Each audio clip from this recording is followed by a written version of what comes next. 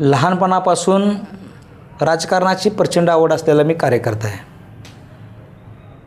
मी सुरुवातीला राष्ट्रवादीमध्ये काम करत असताना आत्ताचे जे आमदार आहेत त्यांच्या पार्टीमध्ये काम करत होतो. पण प्रत्येक वेळी प्रत्येक कार्यकर्त्याला दुजाभाव द्यायचं काम त्या ठिकाणी होत होतं. आणि खऱ्या अर्थानं 2016पर्यंत 9पासून आमच्या राजकारणाला आमचे झाड वाढतच नव्हतं, शेंडा कापायचं काम होत होतं.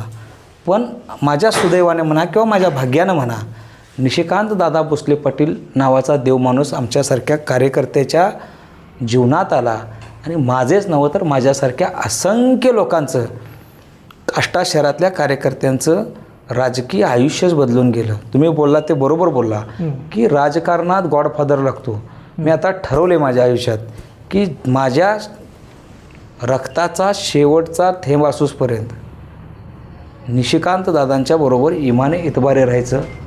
त्यांचा निर्णय हा अंतिम निर्णय असेल या पद्धतीनं काम करायचं. कारण का आमच्यासारख्या गोरगरीब पोरांना पोटाशी धरून मायेची ऊब देणारं कोणी नव्हतं. पण परमेश्वरानं निशिकांत दादांसारखा माणूस जन्माला घातला आणि आमच्यासारख्या कार्यकर्त्यांना पोटाशी धरून मायेची ऊब द्यायचं काम निशिकांत दादाने केलं. निशिकांत दादांचं उपकार आयुष्यभर कधीही विसरणार नाही.